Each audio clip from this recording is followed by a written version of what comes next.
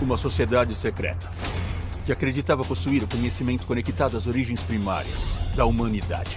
Nossas cerimônias são antigas. Assim ensinamos nossas lições. Os seus membros desempenharam papéis chaves no estabelecimento dos Estados Unidos da América. Há pessoas que até argumentam que os Estados Unidos, em sua criação, era uma república maçônica.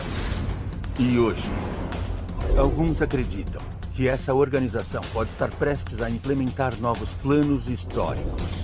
Nós queremos tornar o mundo melhor. E o que temos que fazer para chegar lá é o que temos que fazer para chegar lá.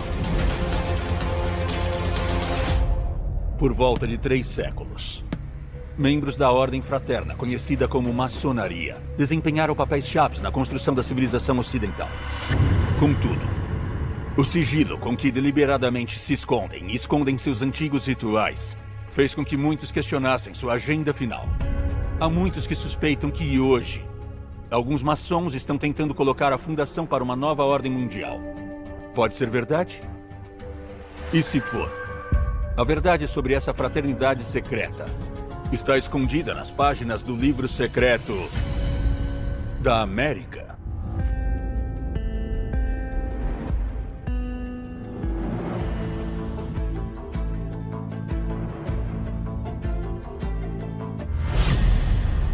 Washington, D.C., 7 de dezembro de 2016. O presidente Donald J. Trump nomeia o ex-governador de Iowa, Terry Branstad, um proeminente maçom, para ser o novo embaixador dos Estados Unidos na China. Uma nação que realmente baniu seus cidadãos por ingressarem na fraternidade super secreta.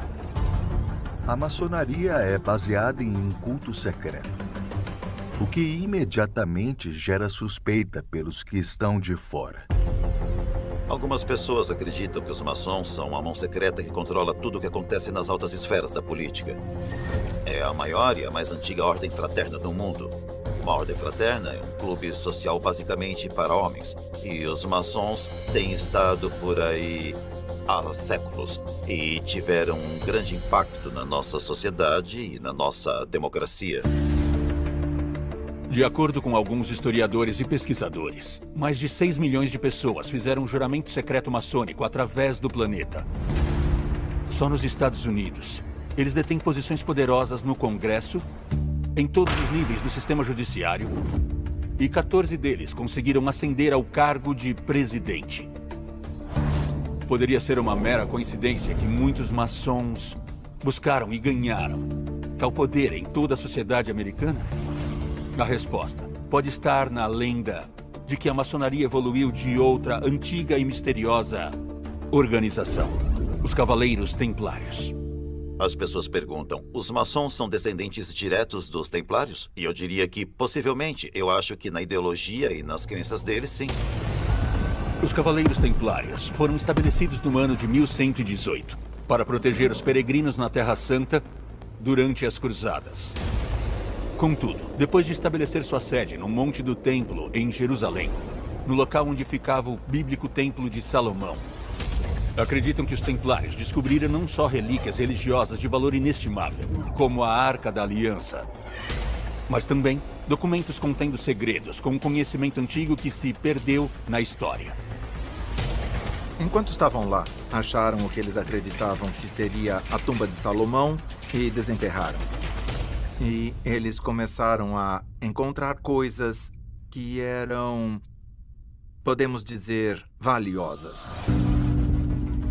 Foi durante esse período, quando os templários protegiam não apenas as vidas dos peregrinos religiosos, mas também seus valores, que eles criaram um dos primeiros sistemas bancários organizados. Os templários foram os primeiros banqueiros. Eles foram aqueles que começaram todo o sistema de crédito. Eles emprestavam dinheiro para as pessoas mediante um pagamento, o que hoje conhecemos como taxa de juros. Eles basicamente tinham um tesouro para recorrer. E eles se tornaram muito, muito poderosos como resultado disso. Contudo, no ano de 1307, a influência dos templários e sua riqueza tinham se tornado uma grande ameaça para o rei Filipe IV da França, depois de ele se endividar com eles. Com a cooperação do Papa Clemente V, o rei acusou a Ordem Templária de heresia e proibiu sua existência. Com isso, muitos foram presos, torturados e executados. Sexta-feira 13, 1307.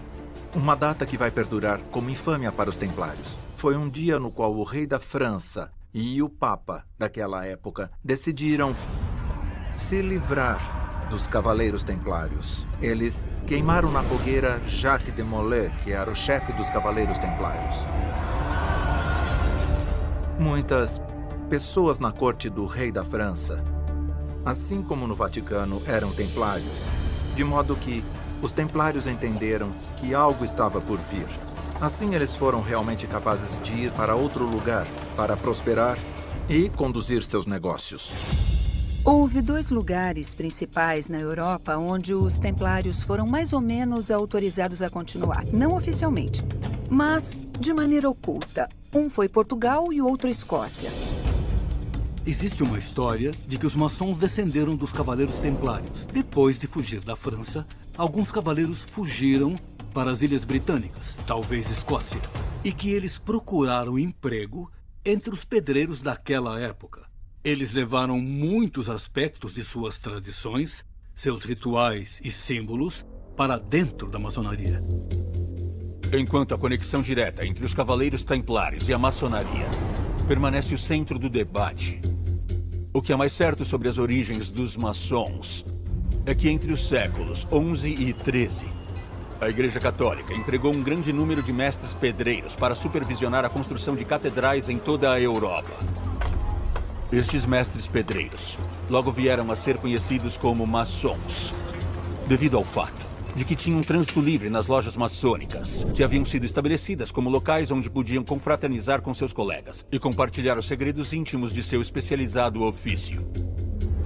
Essas pessoas estavam entre as mais educadas da época. Elas tinham de entender de geometria, matemática, entender como cortar determinadas pedras e as tensões das pedras. Eles tinham segredos comerciais.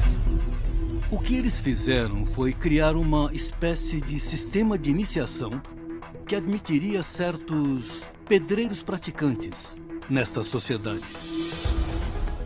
No fim de 1500, havia dezenas de lojas maçônicas na Escócia e através do Reino Unido. Foi também um tempo em que a associação dos membros começou a mudar. Uma ênfase maior foi dada aos rituais, à simbologia, aos níveis de adesão e compartilhamento de conhecimento secreto. Existem aqueles que acreditam que os descendentes dos Cavaleiros Templários usavam essas lojas maçônicas para passar seus segredos aos maçons e proteger sua vasta riqueza. Quando você ingressa na maçonaria, há muito estudo, compreensão e pesquisa. E os primeiros graus, quando você entra pela primeira vez, no primeiro, segundo e terceiro graus, estes são conhecidos como a maçonaria da arte, onde fica a maioria dos maçons. Eles são maçons da arte ou maçons de lojas.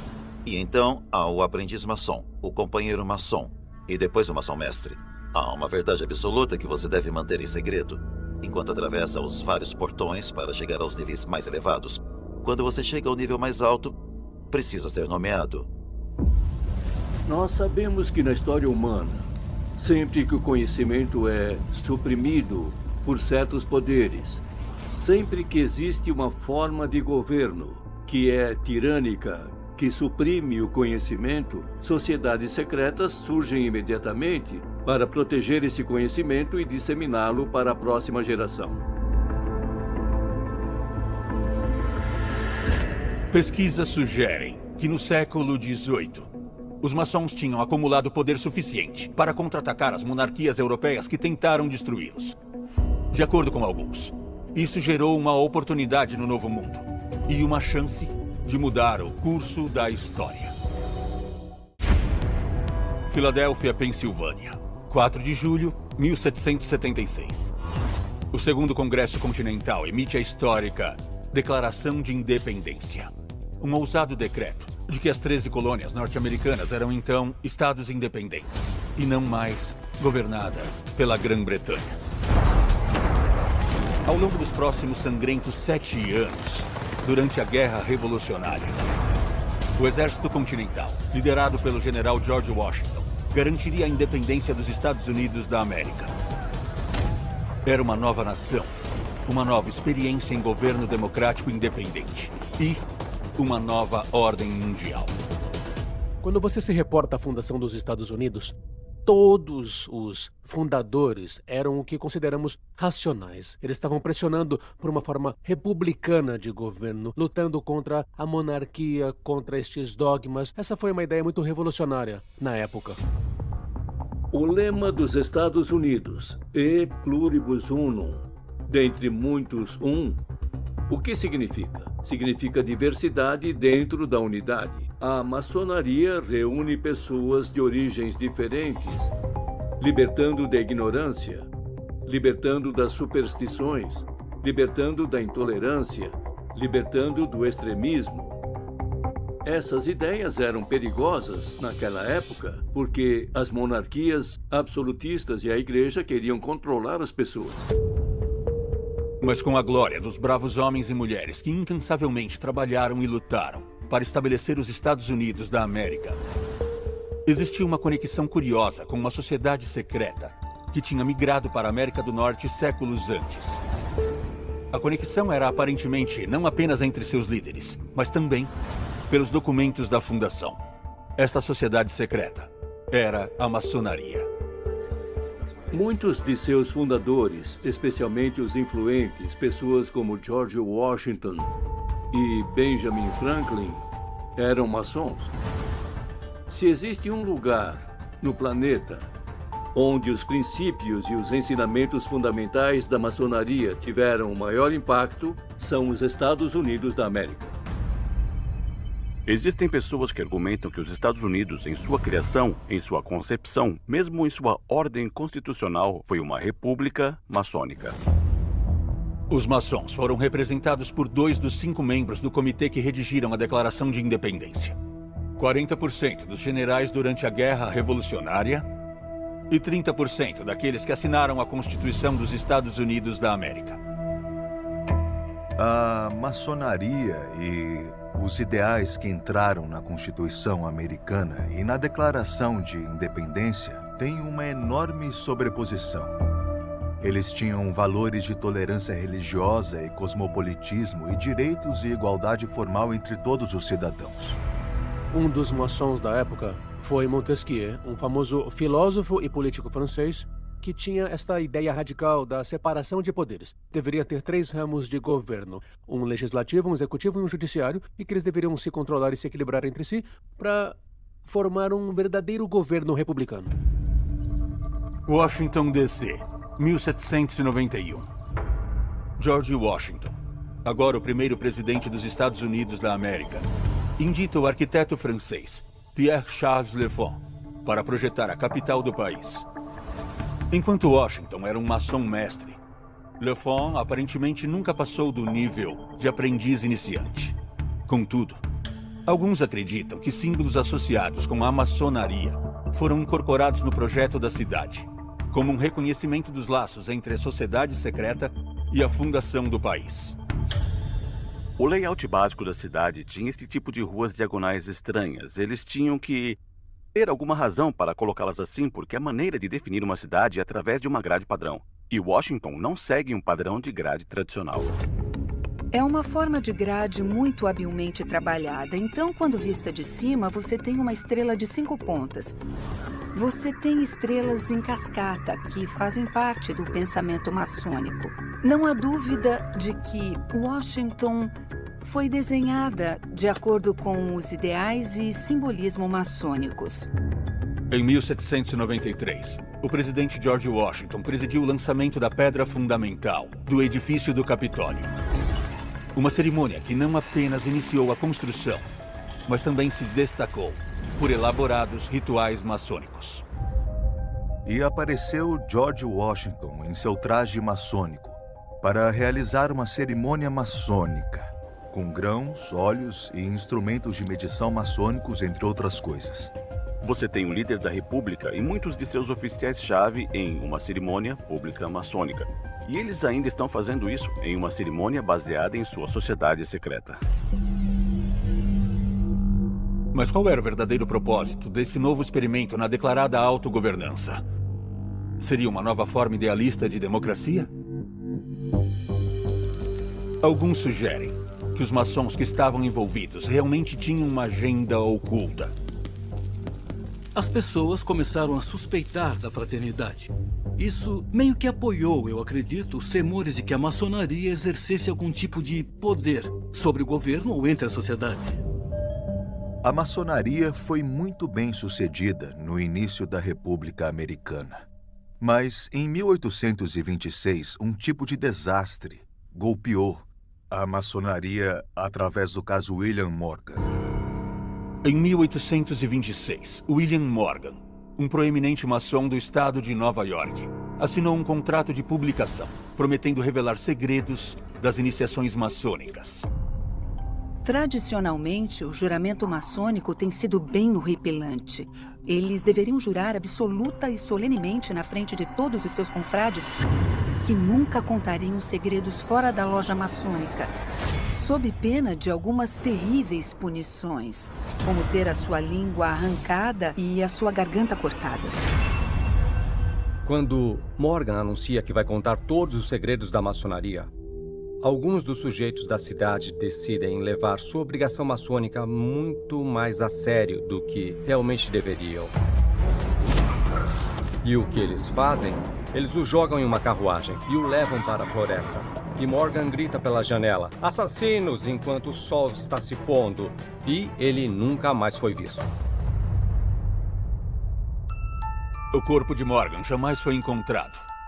Mas uma investigação foi conduzida e membros da loja local foram processados pela morte dele. Aconteceu um julgamento dos maçons que o sequestraram. O juiz do caso era um maçom. O governador era um maçom. Eram muitos maçons. Você tinha todos esses maçons envolvidos no processo criminal. E acabou que ninguém foi condenado pelo assassinato de William Morgan. Isso desencadeou uma enorme onda nacional de histeria contra todos os maçons. Isso acabou resultando numa onda antimaçônica que durou de 1826 a 1842. E durante aquele período foi muito impopular ser um maçom. Em 1828, o caso Morgan até estimulou a criação de um novo partido político, o Partido Anti-Maçom. O partido apelou aos eleitores temerosos da influência maçônica dentro do governo dos Estados Unidos. O partido realmente venceu a eleição presidencial no estado de Vermont. Havia centenas de jornais antimaçônicos que apareceram pelo país e os maçons de todo o país começaram a ser atacados. Você lê notícias da época em que os maçons eram retirados de suas reuniões e cobertos de alcatrão e penas nas ruas. O movimento antimaçom era extremamente popular naquela época.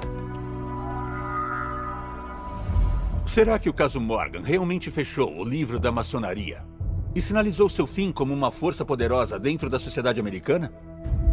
Há quem acredite que aconteceu justamente o contrário, e que isso levou a outro complô secreto dentro da Irmandade, não apenas para consolidar mais poder, mas também para esconder bilhões em ouro. Uma trama secreta diretamente ligada à Guerra Civil Americana. Condado de Marin, Califórnia, fevereiro de 2013. Enquanto passeavam com seu cachorro em sua propriedade rural, um casal nota a tampa de uma lata enferrujada aparecendo pela superfície da terra. Eles a desenterram e descobrem que ela contém mais de 1.400 moedas de ouro. Até hoje, o chamado Saddle Ridge Hoard é a maior descoberta de moedas enterradas já documentada nos Estados Unidos. Valiam 10 milhões de dólares, datadas da metade até os últimos anos do século XIX. E há muitos mistérios sobre isso. O verdadeiro local de onde essas moedas estavam era marcado por uma pedra angular. Então isso foi marcado para ser encontrado. Tem muita especulação sobre quem enterrou esse ouro e de onde ele viria. Quantas pessoas têm 1.400 moedas de ouro hoje? É muito raro. Então por que enterrar? Era uma parte desse modelo maçônico ou mapa do tesouro maçônico? É muito dinheiro para alguém esconder. E então as pessoas afirmam que o esconderijo de Saddle Ridge com 1.400 moedas de ouro pode ter sido ocultado pelos Cavaleiros do Círculo Dourado. Os Cavaleiros do Círculo Dourado eram uma sociedade secreta do século XIX. que apoiava a secessão da Confederação e a preservação da instituição imoral da escravidão. Acreditava-se que a organização trabalhava para criar uma nova federação que expandiria o poder dos Estados do Sul. E alguns de seus membros eram maçons. O Círculo Dourado que esta sociedade procurou criar teria sido um enorme império baseado na escravidão situado em torno do Mar Caribenho. Portanto, a ideia era separar os Estados do Sul dos Estados Unidos. De alguma forma, conquistar o México e o norte da América do Sul e todo o Caribe. E então conseguir juntar isso neste novo império. Eles padronizaram muito de seus rituais e juramentos em torno da maçonaria, só que os tornaram mais sombrios. Eles tinham juramentos mais sombrios, penalidades mais severas por quebrar seu juramento, coisas do gênero.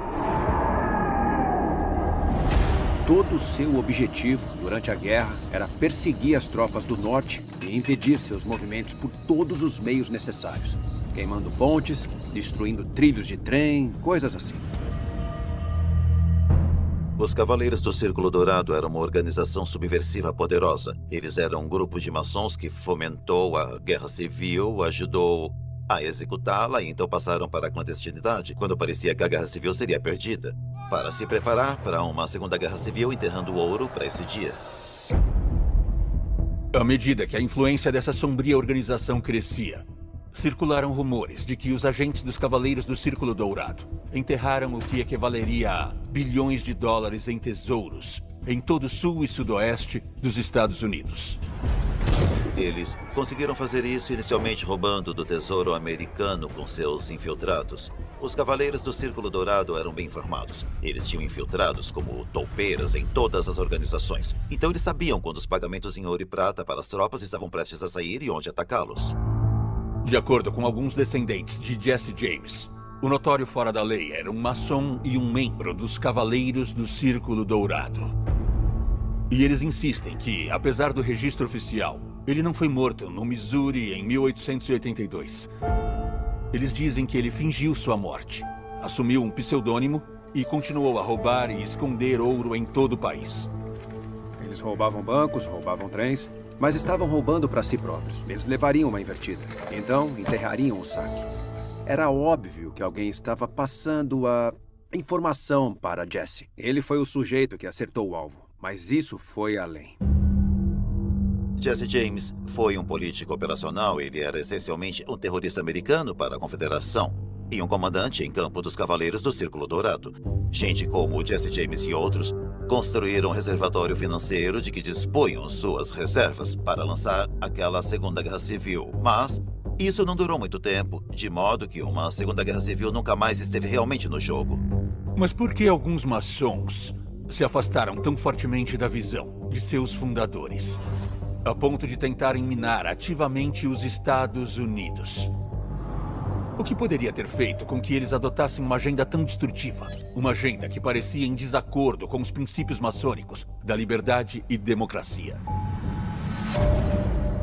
As pessoas dizem que alguma coisa pode ter acontecido com a maçonaria na América, onde ela passou de uma força benigna e benevolente para uma que talvez organizasse uma revolução interna, a Guerra Civil, e que deve ter sido sob a influência de Albert Pike. As evidências apontam que Pike era o líder supremo, não apenas dos Cavaleiros do Círculo Dourado, mas também da maçonaria do rito escocês. A maçonaria do rito escocês foi estabelecida em 1801, não na Escócia, mas nos Estados Unidos. No início da Guerra Civil, Albert Pike, um renomado escritor e estudioso, tinha ascendido ao cargo máximo da ordem. Como seu grande comandante soberano, Pike trabalhou para transformar o rito escocês num ramo da elite da fraternidade da maçonaria. É dito que Pike encontrou o rito escocês em uma cabana e que o deixou em um templo. E num sentido real, ele fez isso.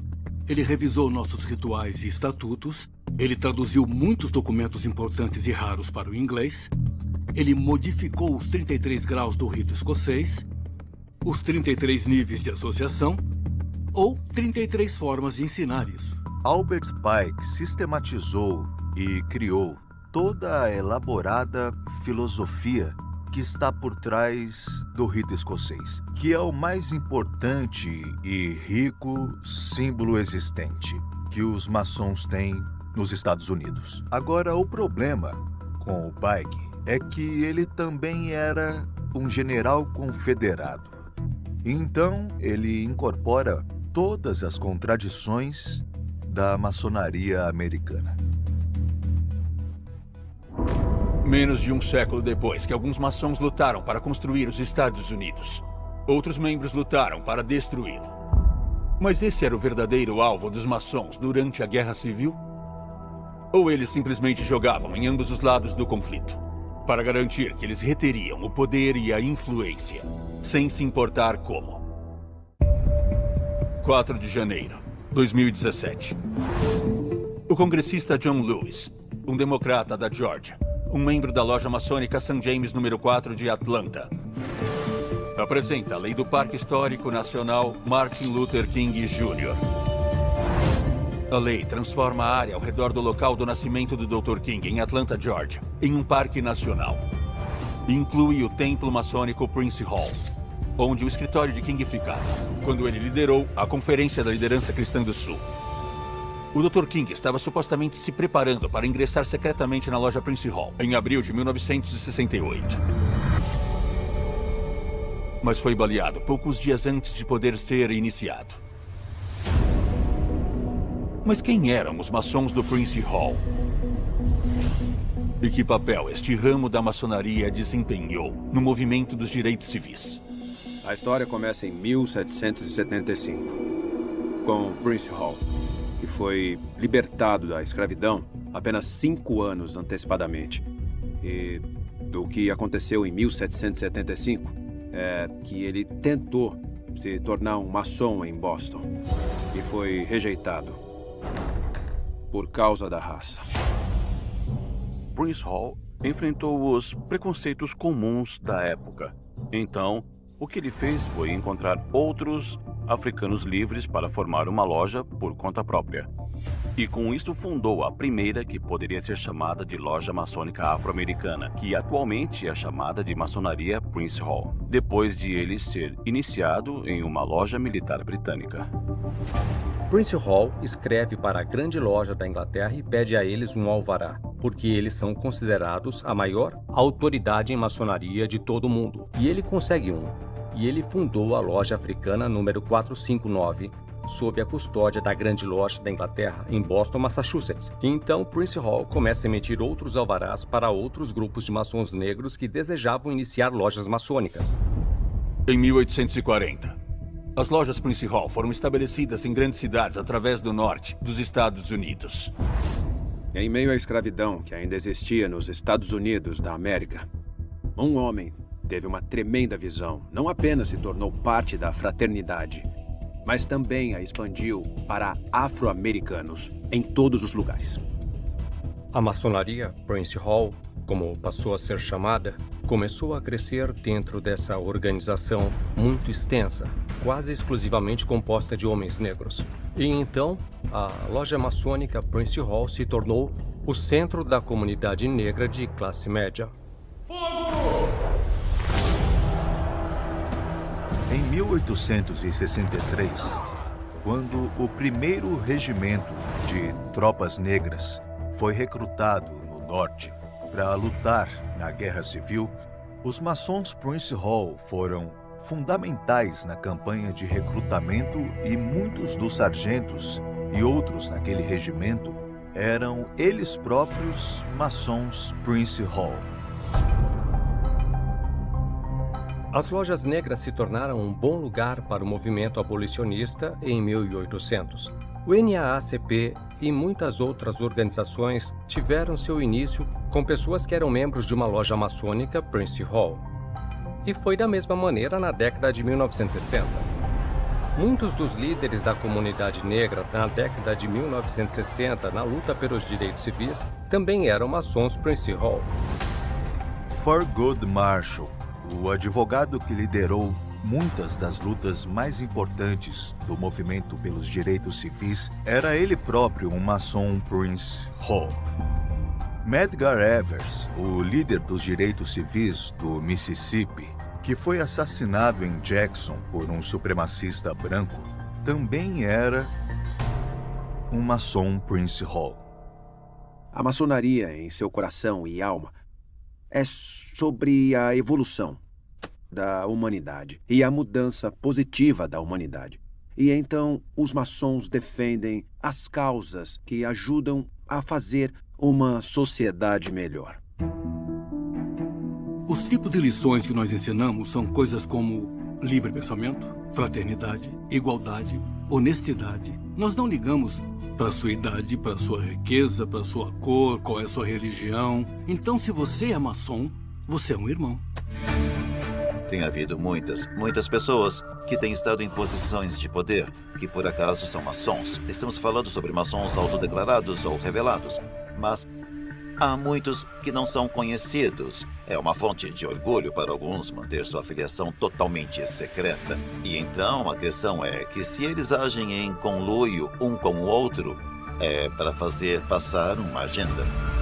A teoria da conspiração sobre a maçonaria circulando agora é uma nova ordem mundial,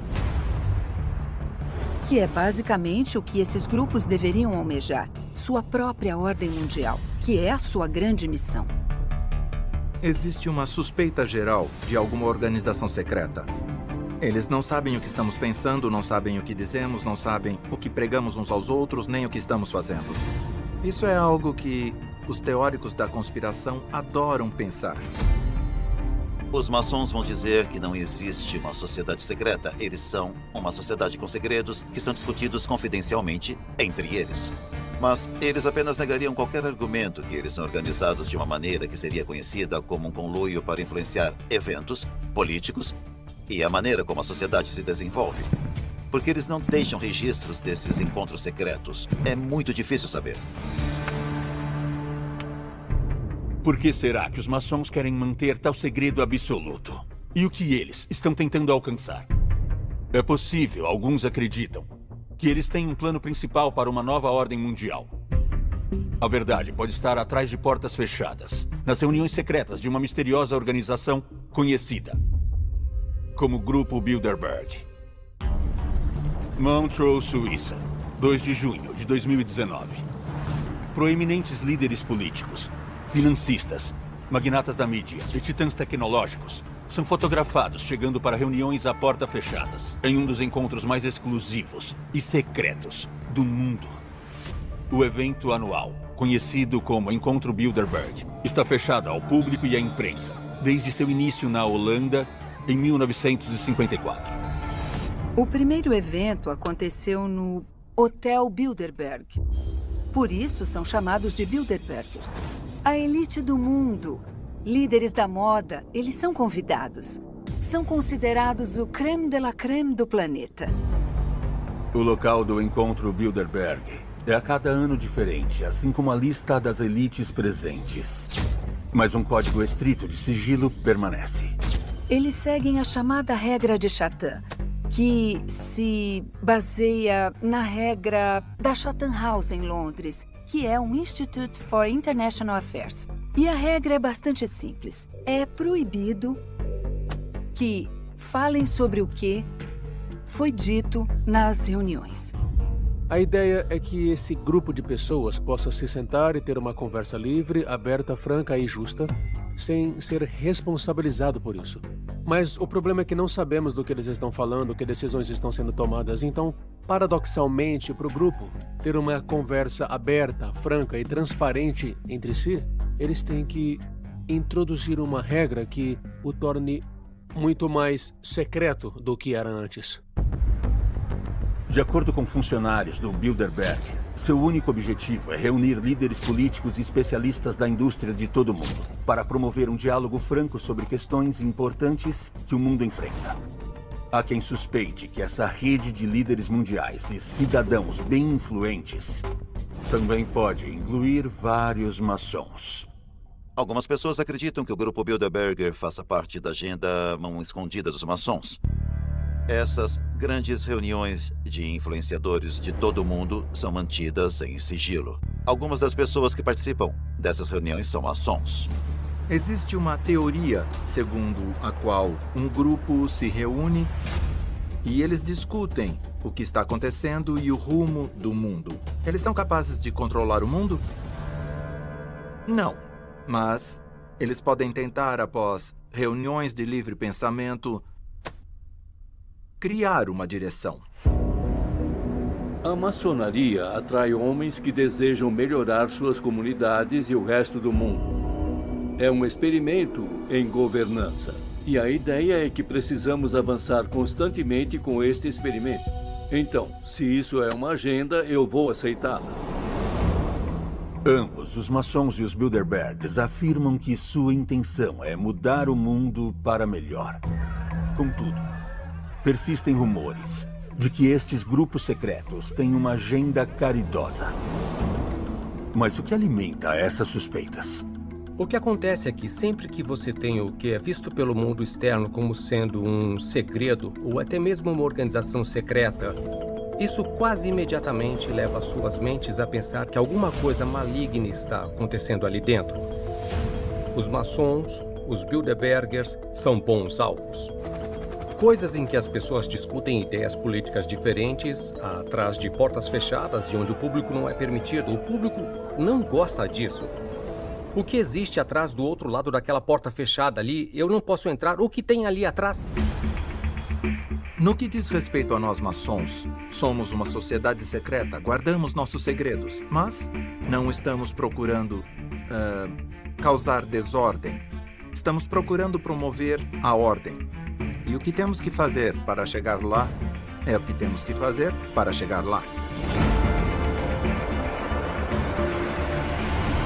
É possível que os maçons estejam prestes a realizar uma nova ordem mundial? Uma que está sendo destruída há séculos? E se for, como será essa nova ordem mundial?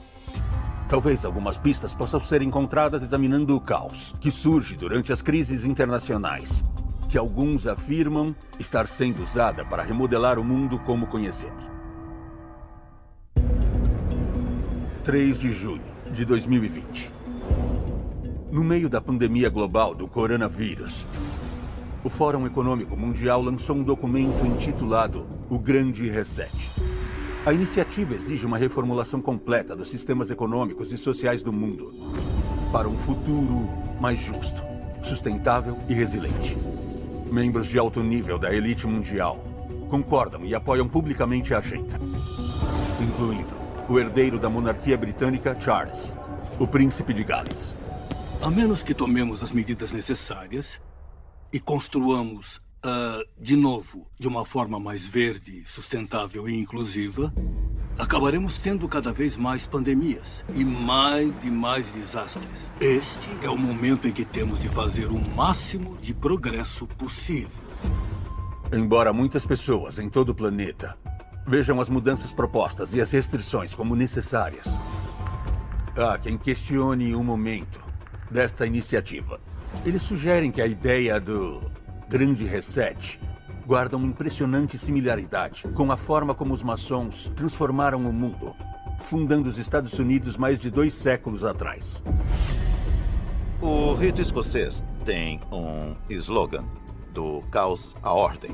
E as pessoas diriam, a nova ordem mundial, talvez. Isso parece consistente com a tradição maçônica de lutar contra a ortodoxia da monarquia, do clérigo, e essa é uma tradição templária. Mas eles nunca disseram que estamos por trás da formação de uma nova ordem mundial e, portanto, o cidadão comum não sabe. E não há como saber.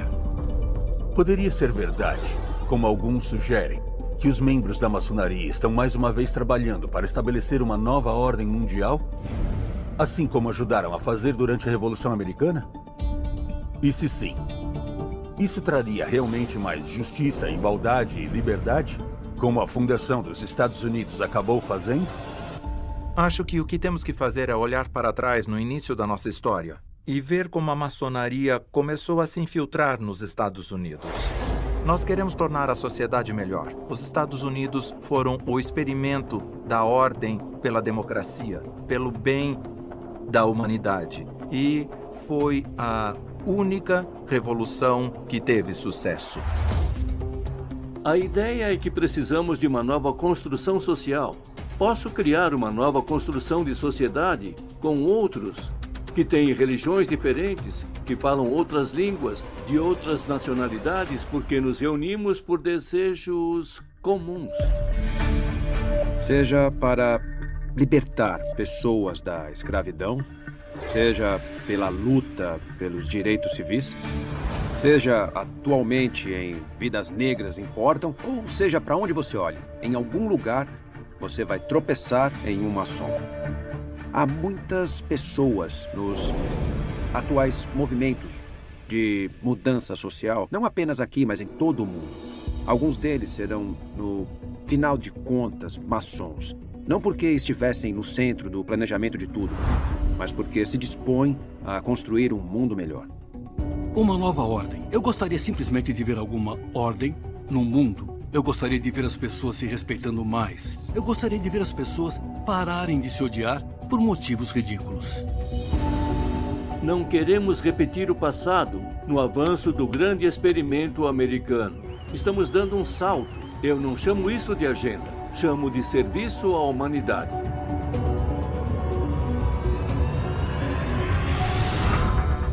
Alguns maçons insistem que eles devem manter segredo, porque são vistos como uma ameaça aos que estão no poder.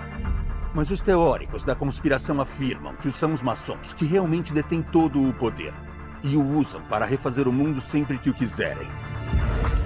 Qual é a verdade? Agora, ela permanece profundamente escondida dentro do programa Segredos de Estado.